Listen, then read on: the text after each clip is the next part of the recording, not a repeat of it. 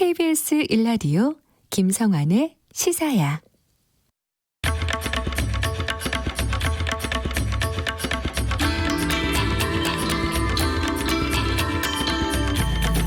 공동 정치구역.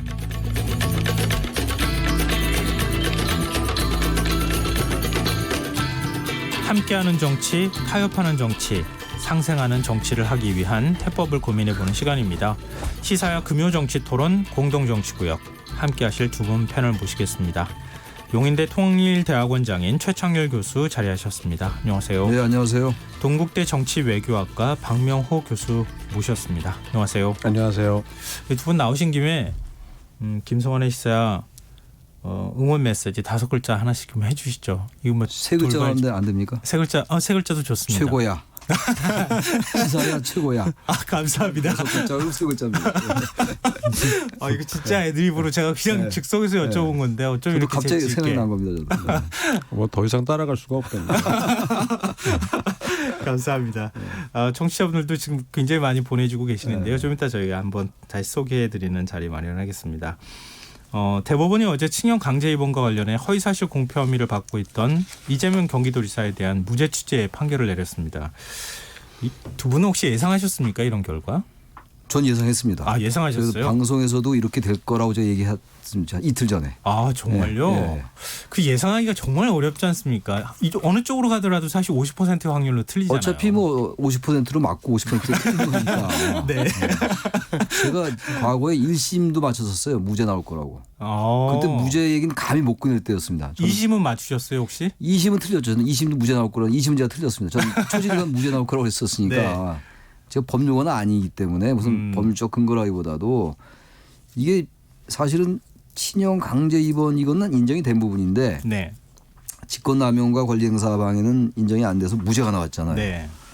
근데 일단 이따 얘기가 나오겠습니다만 그 당시 그 경기도지사 후보 토론회 때 김용환 후보가 친형 강제 입원 한 적 있느냐 그랬더니 그런 일 없습니다 그랬잖아요. 네. 근데 그게 과연 그렇게 도지사직을 상실시킬 정도로 그런 게 맞는 거냐. 전 그거였어요. 초지일관 네. 무죄를 무죄를 예측했던 게 네. 여러 가지 법률적인 얘기는 할 수 있습니다만 경기도민들이 뽑았고 여러 가지가 지금 권리행사 직권남용은 이제 무죄가 됐는데 네. 그리고 여러 가지 정황으로 볼 때 저 같았어도 친형을 입원시킬 수 있는 상황이었거든요. 그렇다면 그거는 분명히 잘못된 것일 수 있죠. 네. 그건 어제 대법원장도 그런 얘기 했지 않습니까? 소극적인 회피나 방어에 속하는 것인데 그게 과연 벌금을 100만 원 이상 올려서 도지사직을 상실하지는 않게 할 거다. 법원도. 네. 저는 그래서 그렇게 예측을 했던 겁니다. 그럼 박문영 교수님은 지금 법조에 계신 분들 말씀으로는 이제 전원 합의체로 넘어가는 순간 네. 아마 대체로 기존의 그 결정과는 다른 결정의 가능성이 좀 높을 걸로 예상하는 분들이 많더라고요. 그래서 그 전원 합의체 전에서 결론이 났으면 아마 소부에서 결론이 났으면. 예. 근데 이제 네. 넘어간 거는 바뀔 수 있다라는 가능성을 예고한 걸로 봤고 뭐 법리적인 부분에 대해서는 제가 언급할 위치에 있지 않은데 입법부도 행정부도 우리가 선거라는 형식을 통해서 선출직으로 구성을 하지만 네. 이 대법원의 경우에는 그렇지 않거든요. 그거는 여러 가지 이유가 있지만 선거라고 하는 걸 통해서 하면 다수의 의견에 그 따라가야 된다는 어떤 그런 부담으로부터 좀 떨어져서 어떤 원칙적인 결론을 내릴 수 있도록 결정을 내릴 수 있도록 하자는 취지이기 때문에 사법부의 판단은 반드시 존중되어야 되는 부분이고요. 또 경론이 벌어졌던 거잖아요. 사실 한 분의 그렇죠. 그 향배에 따라서는 상당히 다른 결과를 가져올 수도 있는 상황이었고 또 이게 이제 정책 표현의 자유와 관련된 부분, 우리나라 선거법이라고 하는 것의 어떤 현실에 대한 부분, 앞으로 나아가야 될 부분에 있어서는 어떤 시대적인 변화나 요구에 상당히 부응하는 측면이 있었던 것이 아닌가. 제가 초점을 두는 건 오히려 네. 이것이 이제 우리 선거 문화와 그다음에 선거 관행과 선거법이라고 하는 제도적 틀 사이에 네. 약간씩 있어왔던 괴리들이 네. 이제는 벌어질 만큼 벌어진 상황에서 그것이 이제 제도적으로 한번 정비돼야 된다는 의미를 가진데 좀 더 좀 초점을 두고 있지 않나 생각이 됩니다. 이게 7대5 아니겠습니까? 네. 대법관 7명은 다수 의견을 내고 5명은 소수 의견을 낸. 그러니까 5명 소수 의견은 상당히 많은 편에 속하는데 일반적인 전원합의체 판결로 본다면 그만큼 격론이 벌어졌다. 대법관들 사이에서도 이렇게도 볼 수 있는데요. 그러니까 의미로 보면 아까 말씀하셨던 것처럼 후보자 TV 토론이라고 하는 게 굉장히 자유롭게 토론해야 되는 상황인데 이 토론을 통해 가지고 예를 들어서 자기한테 불리한 내용을 얘기하지 못했다는 이유로 얘기하지 않았다는 이유로 처벌하게 되면 그러면은 표현의 자유가 위축되지 않겠느냐. 그걸 사법적 잣대로 그걸 재단한다는 것 자체가 좀 모순이 아니냐. 이런 이제 표현들을 그렇죠. 사용하기도 했어요. 어제 이제 나온 얘기가 그거죠. 소극적 회피 방어는 허위 사실 공표를 할 수 없다. 네네. 그게 굉장히 중요한 얘기였거든요. 네, 그 법을 적용할 네. 수가 없다. 네, 그리고 법리를. 법적으로 공개할 법적 의무가 없는 거죠. 토론이기 때문에. 네. 근데 설령 세부적인 부분에서 진실과 부합하지 않더라도 진실과 부합하지 않은 부분이 있는 거죠. 그게 허위 사실인 거잖아요. 네. 근데 이거는 어떤 그 토론을 자유롭게 하는 과정 속에서 약간의 거짓말도 있을 수 있다는 얘기예요. 쉽게 얘기해서 표현의 자유의 영역이라는 거예요. 뭐 정치. 과장하거나 약간의 일부, 과장. 그러나 예. 그것이 일부러 상대 속이려 한다면 얘기가 다르죠. 아무리 토론회라 하더라도. 네네. 근데 그건 아니라는 걸 어제 얘기한 거거든요. 그래서 그 표현을 소극적인 회피 또는 방어라고 얘기했던 것이고 또 하나가 저 어제 그 대법원 김명수 네, 대법관 김명수 대법원장 예. 그 얘기하면서 가장 머리에 딱 와닿는 게 정치의 사법화와 사법의 정치화는 대단히 경계해야 된다라는 얘기가 가장 중요했던 것 같아요. 앞서 말씀하신 것처럼 우리 선거법의 현실과 있던 그 선거법상의 괴리가 분명히 존재해요. 네. 특히 정치적 표현의 자유의 문제가 있고 또 일각에서는 너무 어제의 판결이 향후 그러면 이제 토론에서 막 그런 이제 거짓 같은 게 나올 수 있는 거 아니냐 이런 또 비판적인 견해도 있어요. 비판적인 견해도. 네. 아무튼 뭐 양쪽에 다 논리가 있는 거죠. 7대5라는 게 사실 6대6 한 명만 오면 이쪽으로 6대6 네. 되는 거였으니까. 그렇죠. 근데 어쨌든 너무 우리나라 정치가 검찰을 많이 갖고 가잖아요. 고소 고발 쪽으로 너무 많아요. 물론 법치주의라는 것과 입헌주의가 같이 가는 것이니까 불가피하다라도 그 정도가 많다는 거거든요. 전부 이건 어떤 선거 결과나 이런 것들이 전부 검찰과 법원에서 왜곡돼 나갈 수 있는 거죠. 국민들의 판단, 선출. 민주주의라는 건 선거가 대단히 중요한 그 기제인데 네. 그런 것들 어제 상당히 경계한 게 아닌지 그 의미가 있는 판결이었다. 그렇게 생각을 합니다.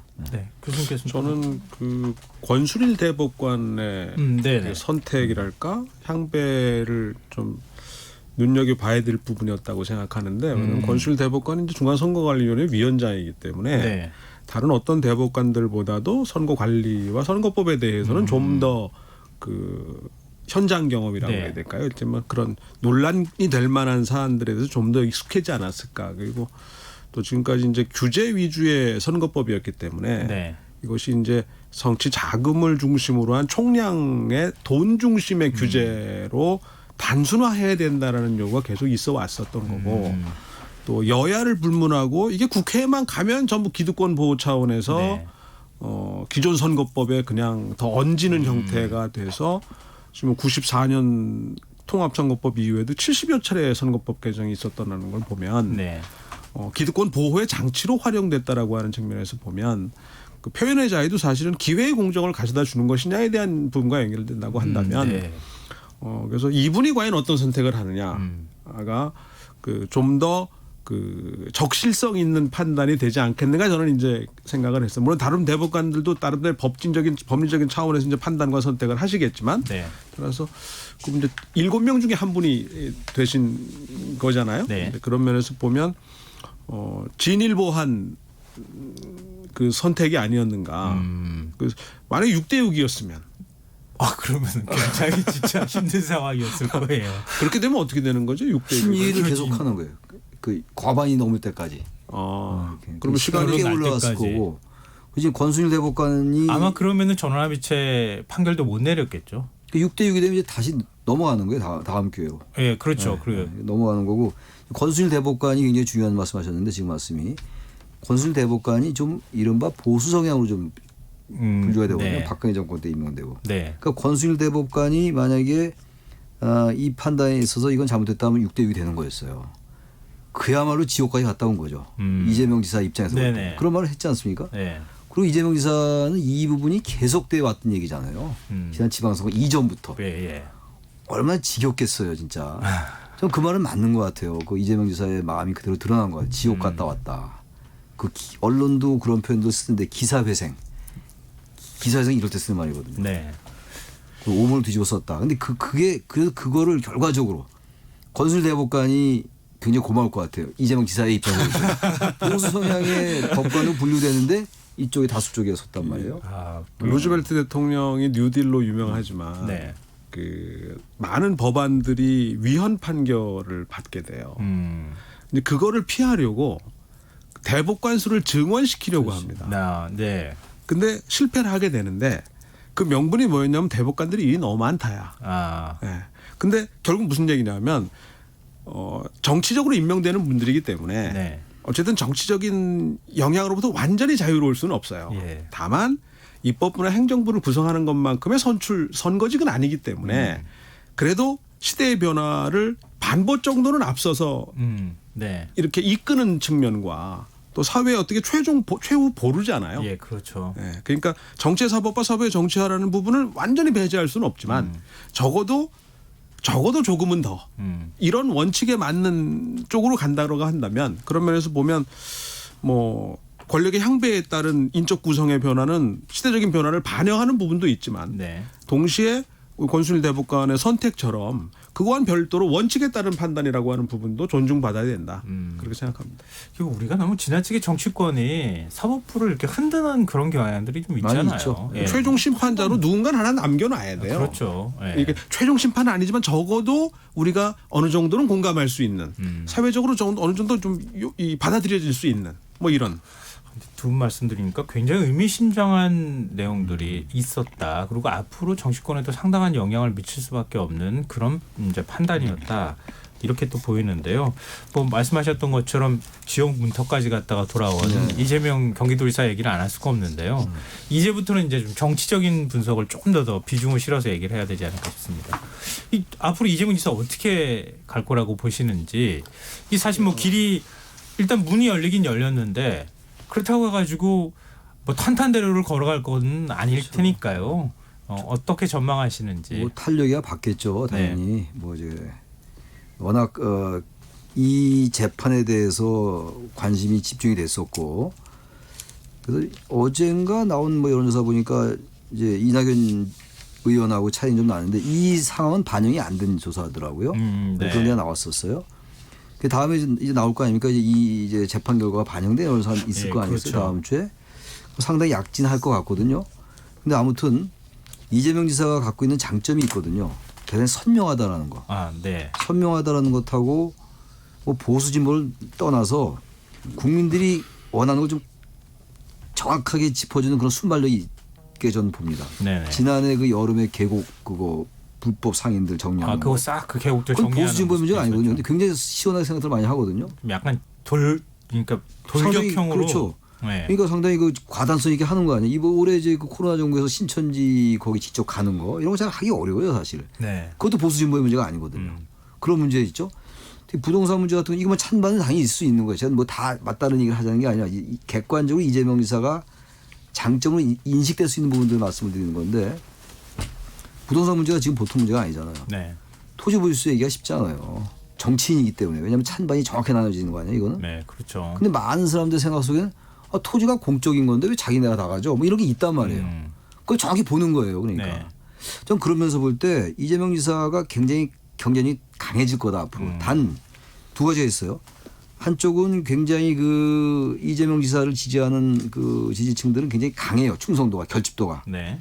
반대로 또 이재명 지사를 싫어하는 쪽도 좀 강하게 있는 것 같아요. 근데 이 부분이 이제 어떻게 이쪽의 외연을 확장시켜야 될 거 아닙니까? 요즘에 발언이나 이런 걸로 볼 때 그런 부분들이 의식하는 발언들이 많이 있다고 저는 봅니다. 그래서 상당히 중도 유권자들이 이쪽으로 이재명 지사 쪽으로 흡입될 가능성이 상당히 많다. 이건 저희 개인 의견이에요. 평소에 생각하던 거. 네. 저는 그래서 이재명 지사가 물론 이 여권 내에서 뭐 친문과는 거리가 좀 있으니까 그런 여러 가지 돌파해야 될 난관들이 있죠. 이낙연 의원도 마찬가지긴 한데 기본적으로 국민적인 지지를 얼마나 획득해 나가냐가 중요할 것 같아요. 그럼 당신이 따라갈 수 있는 거거든요. 네네. 대신 이제 다른 후보들이 나올 거예요. 틀림없이 친문들도 다른 후보들을 이제 내보내죠. 그래야 당이 경쟁력이 생기는 것이고 네. 단 양강, 뭐 이낙연, 이재명 이래가지고는 경쟁력이 안 생기거든요. 그럼 어쨌든 이낙연, 이재명 지사가 이제 이 가장 큰 관문은 이제 나왔는데 갈 길이 멀죠. 변수도 굉장히 많고. 그렇죠. 시간도 아직 뭐 많이 남았긴 하고요. 저 좀 긍정적으로 보는 편입니다. 일단 민주당 내에 그 역동성을 좀 제고시켰다는 측면은 상당히 긍정적으로 보여지고요. 네. 심판의 날이었는데 만약에 어제 결과가 반대로 나왔다고 한다면 민주당은 아마 굉장히 큰 연타를 충격을 맞는 예. 그렇게 상태로 이제 그냥 정신 못 차리는 상태로 들어갈 가능성이 네. 높았는데 그다음에 이제 그 본인 표현대로 하면 엘리트 대 변방의 흑수저 출신이라는 대비되는 어떻게 보면은 아주 극명하게 대비되는 걸 보여줬다라는 측면에서는 앞으로 민주당 내에 어떤 역동성을 좀 할 수 있는 계기가 마련됐다는 거. 개인적으로 뭐 모멘텀을 충분히 확보했죠. 그 반전의 계기가 됐고 특히 이제 주목되는 부분은 뭐 기민함, 순발력 이런 것들은 뭐 우리 최 교수님 말씀하신 게 저도 동감하고요. 하나는 이제 앞으로의 시대가 요구하는 정치 지도자의 능력 중에 하나는 문제 해결 능력이라고 저는 생각하는데 네.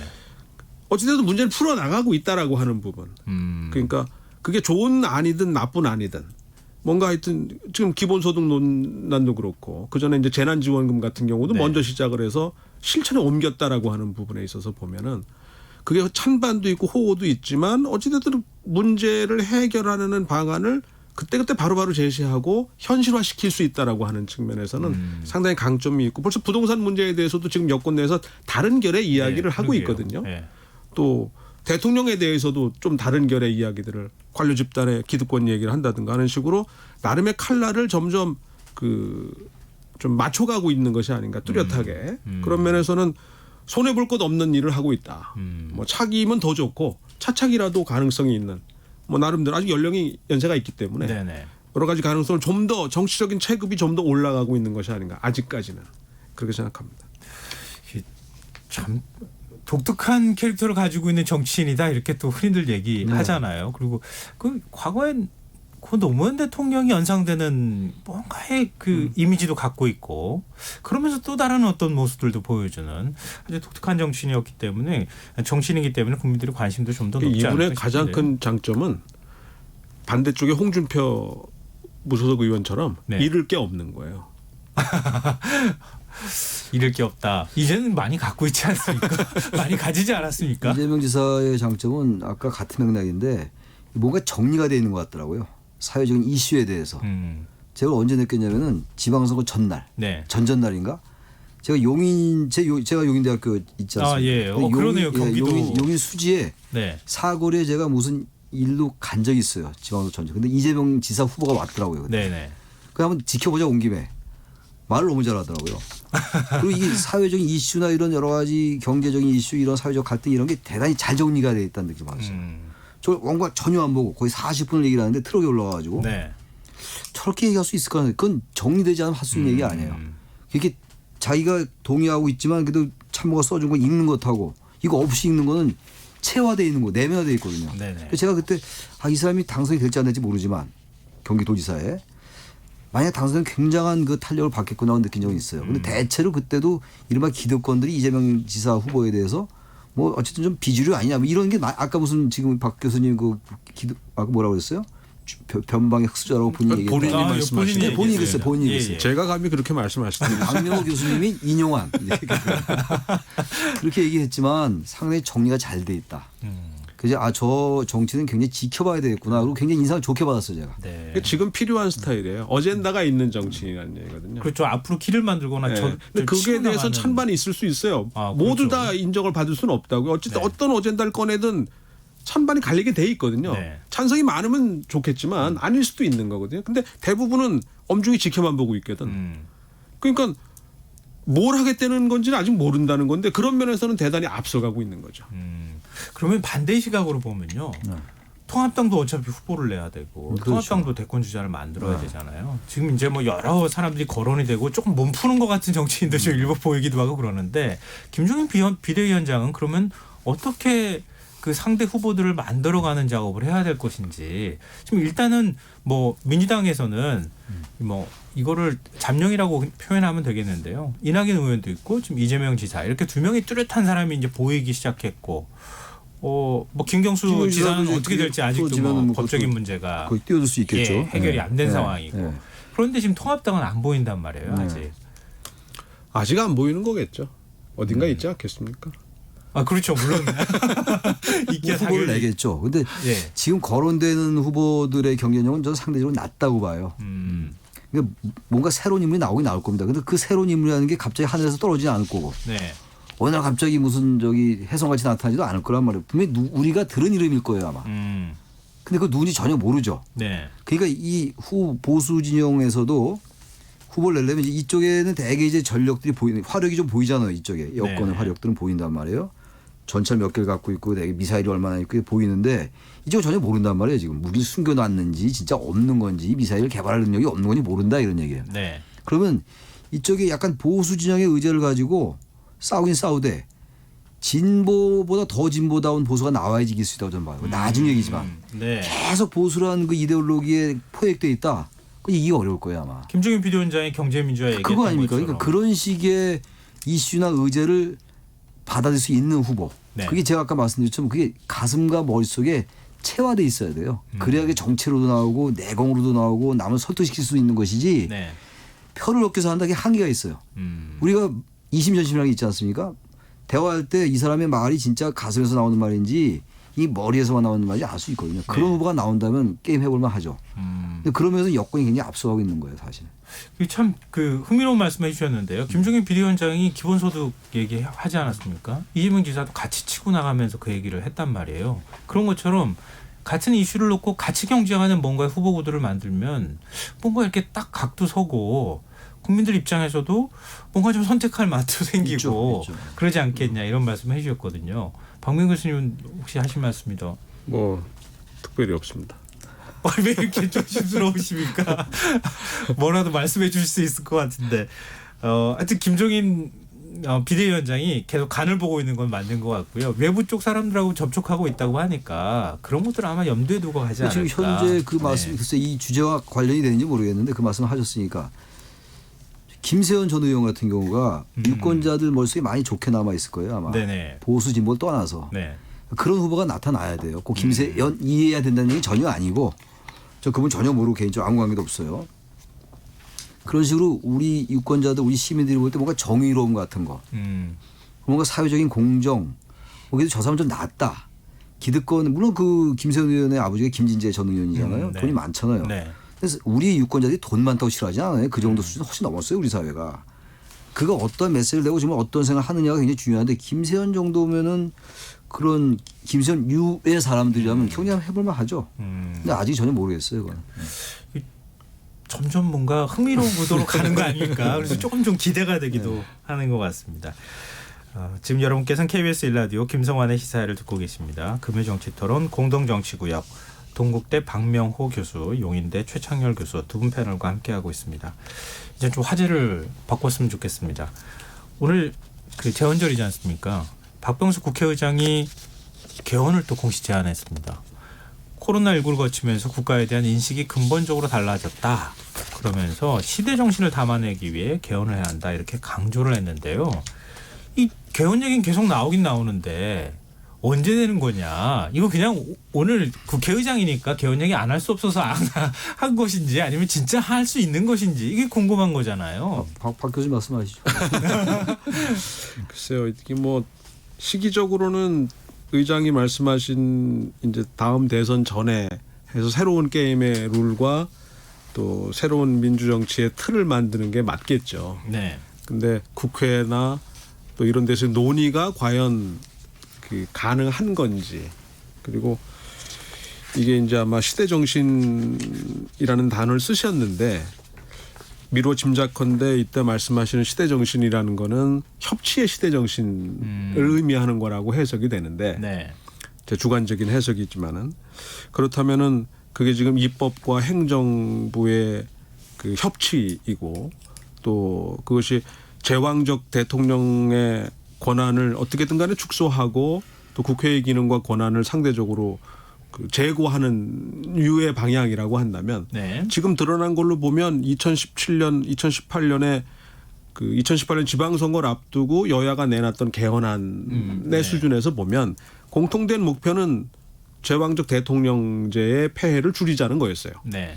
근데 여당안은 상대적으로 순수 대통령제 쪽으로 좀 더 가까이 가는 방향이었고 네. 야당안은 상대적으로 내각제 쪽에 가까운 그 중간 다리로 이제 이원 집정제 정도를 경유하는 이유로 이제 생각을 했던 건데 좀 차이가 크고요. 따라서 제가 뭐 결론부터 말씀드리면 그 현재 우리 헌정사적 전통이나 또는 총리제도라고 하는 특별한 이런 것들을 보게 되면 여야가 선거법을 좀 더 이 비례성이 높아지는 쪽으로 제도 개선하면서 그다음에 국회가 다당화되는 거고 그래 따라서 또 지금 의장 출신이 총리가 되는 선례를 네. 남겨놨기 때문에 앞으로도 네. 이런 일이 반복될 가능성이 높다. 이제는 그 장벽 하나가 깨진 거거든요. 네. 그러면서 보면 아주 가장 낮은 수준에서부터 총리 추천제, 국회 총리 추천제로 시작을 해서 최종적으로는 총리 선출제까지 가는 방향이 그 책임 총리의 정신에도 부합하고 네. 또 입법부와 행정부 그다음에 지금 시대 정신이라고 이렇게 된 협치에 그다음에 견제와 균형과 분권의 정치라고 하는 거를 실현하는 제도적인 출발점이 되지 않을까라고 생각을 하는데 이게 과연 국회에서 지금 이 상태에서도 합의가 되겠느냐. 또 좀 더 보면 어제 대통령 시정연설에서는 협치의 실패를 우리 공동의 책임이라고 했는데 네. 과연 18대 0의 그 국회 상황과 이런 것에서 그 협치의 실패라고 하는 것에 공동 책임이라고 과연 말할 수 있는 건가? 그런 환경에서 개헌 논의가 국회에서 정말 전파적인 이해를 반영하더라도 어느 정도 공정하게 객관적으로 국가적인 이익을 그나마 조금씩 앞세우면서도 가능하겠느냐에 대해서는 상당히 현실적으로 의심이 듭니다. 근데 그런 얘기 하잖아요. 지금 박원순 국회의장도 얘기하는데 이게 너무 한쪽으로 기울어지니까 오히려 더 협치가 안 되고 대화가 안 되는 그런 모습이 나타나고 있다. 이렇게 얘기를 하는데 개헌은 오히려 더 유리하지 않을까요? 저는 그게 보면서 느낀 게 말이죠. 개헌하는 데 있어서는 진정성이 대단히 없게 느껴지더라고요. 아 이게 오늘 네. 발언이요. 네. 아니 말이 이렇게 다 나온 얘기들이잖아요. 개헌 얘기 얼마나 많이 나왔습니까? 네. 그리고 개헌은요. 꼭 그런 건 아닙니다만 대통령 임기가 시작한 직후에 해야 돼요. 대선이 앞으로는 거의 불가능에 가깝습니다. 불가능하다고는 제가 말씀 안 드리겠는데 지금 내년이 4.7 보궐선거죠. 네네. 서울시장, 부산시장 선거해야 될 네. 거 아닙니까? 그다음에 후년 3월 9일 날이 대선이거든요. 예. 그다음에 지방선거 있고. 정치 현실에서 대원이 거의 불가능해요. 이런 상황 속에서. 이분 잘 아실 거예요. 의장님께서. 근데 재헌조리가 이런 말씀도 하셔야죠. 그 개헌의 그 요구는 있는 것이고 네. 87 체제 벗어나야 된다고 다 공감하는 거거든요. 그래서 뭔가 다 맞는 말씀이 너무 좋으신 말씀이고 그런 고민을 많이 하신 거 아니에요? 한 거란 말이에요. 박병석 의장이. 근데 뭔가 이렇게 보면 이렇게 제가 아까 내면화 이런 말씀 오늘 많이 드리는데 네. 가슴에 뜨겁게 우러나온다는 느낌 별로 안 들어요. 근데 지금 이제 시기상으로도 시기상으로 이게 좀 시기상으로. 타이밍을 이미 놓쳤다 이렇게 네. 말씀하셨는데요. 박명훈 교수님께서는 어떻게? 저는 의장이 아닙니다. 죄송합니다. 글쎄요 시기적으로는 그러니까 이게 상당히 오랜 기간 동안 논의의 충돌에 그걸 해서 상당히 신뢰를 바탕으로 어느 정도 상당한 합의가 돼야 이게 이제 실천이 될 수 있는 사안인데 네. 지금부터 논의를 사실 해야 된다는 건데 네, 그렇죠. 지금 여야의 분위기가 그걸 할 정도의 이게 돼 있나. 그리고 사실 의석수로 따진다면 여당이 생각하면 의석수대로 할 수도 있을지 몰라요. 네. 근데 지금 그렇게 하기도 어려운 상황인 거고. 그래서 과연 그 시기적으로는 최 교수님 말씀에 동감하는데 문제는 이제 22년에 지금 지방선거하고 대선을 한 6개월 차이로 전국 규모 단위 선거를 2번 해야 된다라고 하는 네. 거. 그다음에 사실 여러 가지 정비가 필요한 건 맞습니다. 지금 내년 4월 7일 날 보궐선거 하지만 또 1년 있다가 또 선거를 해야 돼요. 네. 그러니까 그러면 2번 그렇게 굳이 할 필요가 있느냐. 이게 전부 기관 대립형으로 만들어서 지금 이런 상황이 벌어지는 건데 그럼 꼭 그런 식의 자치만 있는 건 아니란 말이에요. 그러니까 우리 지금 선거가 너무 많은 거예요. 네. 지금 거의 매년 선거를 해야 되는 거고 전국이 들썩들썩하는 선거를 해야 된다는 측면에서 그렇게 써 이게 바람직한 것만은 아닌데 그런 면에서 보면 뭔가 정비가 필요한 것도 맞는데 글쎄요 이게 뭐 상당히 공허하지 않을까. 이 법률 하나도 합의를 못 하는데 이게 여야간이 되겠습니까? 뭐 김종인 비대위원장은 내각제 선언한다고 지금 얘기를 하고 아니, 있는 상황이고요. 선호한다고 얘기하고 이쪽은 지금 4년 중임제 쪽에 좀 네. 기울어져 있잖아요. 국민 여론은 여론은 대통령제 쪽에 쪽에 좀 가깝고. 가깝고. 그럼 이게 도대체 개헌이라는 건 절차가 있습니다만 네. 국민적인 사회적 공감대가 반드시 중요하지 않겠습니까? 그렇죠. 그 야당이 협조죠. 3분의 2의 그 합의가 있어야 되잖아요. 국회 내에. 전 거의 불가능할 것 같아요. 저도 개헌은 반드시 해야 된다고 생각하는 사람인데 저는 개인적으로 내각제를 좀 갖고 저는 개인적으로. 네네. 의회가 중심이 돼서 왜냐하면 지금 우리나라 보면 제가 항상 하는 얘기지만 국회의원이 장관이 된단 말이에요. 네. 국회의원이 입법으로서 기능 사실 상실을 하는 거거든요. 비판하지 못할. 그럼 차라리 내각제로 가라. 근데 그것도 안 하라는 말. 네. 그러니까 근데 그건 제 개인 의견이니까 그건 다 달라요. 어쨌든 여야 간에 전혀 여기 어떤 그 단초도 안 열려 있거든요. 전 그래서 박병석 의장이 정말 답답하니까 재원전화 이 얘기를 했는데 네. 이건 뭐 누가 봐도 이거는 그냥 공자님 말씀하셨다. 라고 생각합니다. 박 의장께서 이 방송 들으시면 굉장히 서운해하실 것 같은데요. 아니, 좋은 말씀 하신 거예요. 제 말씀 뭐냐면 박 의장님이 자기가 어려운 점 얘기한 거예요. 이렇게. 모를 리가 없죠. 박병석 의장이. 근데 이게 잘 안 되는 상황 때문에 이 자체 너무 좋은 말씀이라고 의미해서 공자님 말씀이라고 한 거예요. 나쁜 의미가 절대로 아니고. 100% 동의한다 이런 얘기예요. 근데 이게 그렇죠. 시기도 맞아야 시기나 되고. 이런 게 어려울 것 같다는 답답함에서 제가 그 말씀하시니까 네. 한 거니까 박병석 의장님이 전혀 서운해하실 게 없죠. 좋은 의미로 드린 말씀이니까.